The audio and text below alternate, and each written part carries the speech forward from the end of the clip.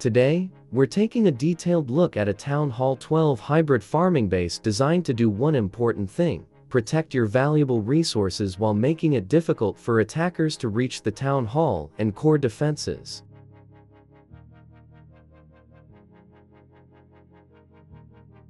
At first glance, this base may look complex, but there's actually a very clear defensive structure behind it. The layout uses multiple compartments, separated defensive zones, and a strong central core to force attacking troops to spend more time moving through the base.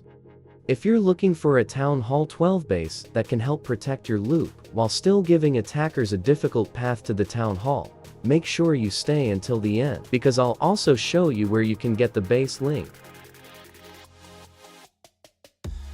Let's start from the center and work our way outward. Looking directly at the core, the first thing you'll notice is how heavily protected this area is. Several high-value defenses are positioned close together, surrounded by multiple layers of walls. The town hall sits inside the inner defensive structure rather than being exposed toward the outside. This is extremely important for a hybrid farming base, because an attacker cannot simply deploy a few troops on the edge and immediately secure the town hall. Around this central area, the Inferno towers and X-bows provide consistent defensive pressure. Their positions also create overlapping coverage, meaning an attacker entering one compartment can quickly come under fire from defenses in another. The clan castle is also positioned toward the center, giving defending troops a much better chance to activate against attacking units before they can reach the most important structures. Another important feature here is the compartment design. Instead of creating one huge open area, the base breaks the core into smaller sections. This can slow down troops such as giants, Pekkacils, and heroes, while also making it harder for an attacker to maintain a clean funnel through the entire base.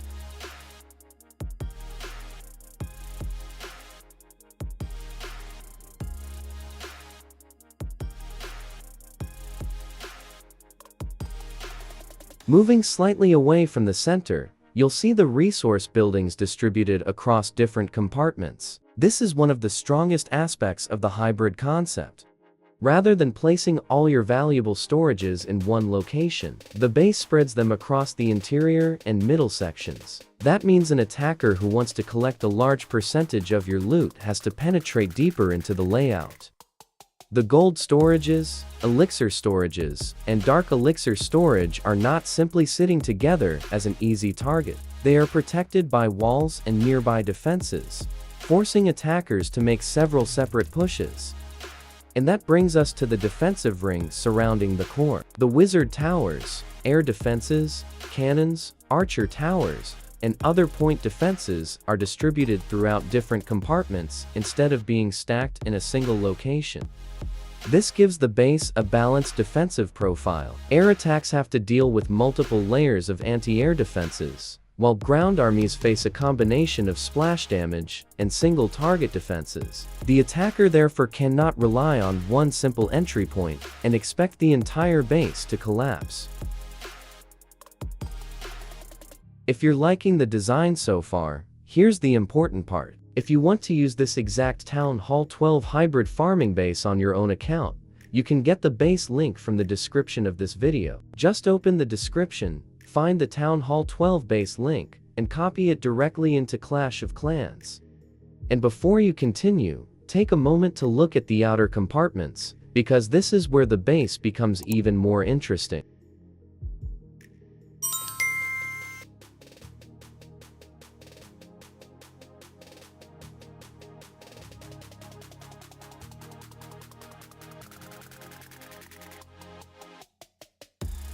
Moving toward the upper side of the layout, several defenses and resource buildings are positioned behind walls, while additional structures are placed around the perimeter. The spacing here is important. The outer buildings create separation between the attacker's deployment zone and the valuable structures inside. This means troops dropped around the edge have to walk through several buildings before reaching the next defensive compartment. The same principle can be seen on the left and right sides. Both sides contain a mixture of defenses, collectors, storages, and support buildings. This creates multiple potential entry points, but none of them provides an easy direct route toward the town hall. For farming bases, that is exactly what we want. An attacker may be able to grab some outside buildings, but turning that initial percentage into a complete 3-star attack becomes much more difficult once the army reaches the layered walls.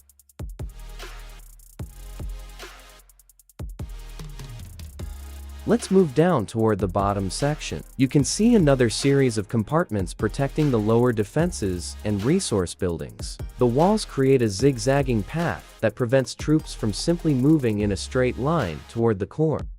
This can be particularly useful against attacks that depend on fast pathing. The outer defenses also provide additional coverage for the buildings inside, while the spacing between structures makes it harder for attackers to get maximum value from a single spell or ability.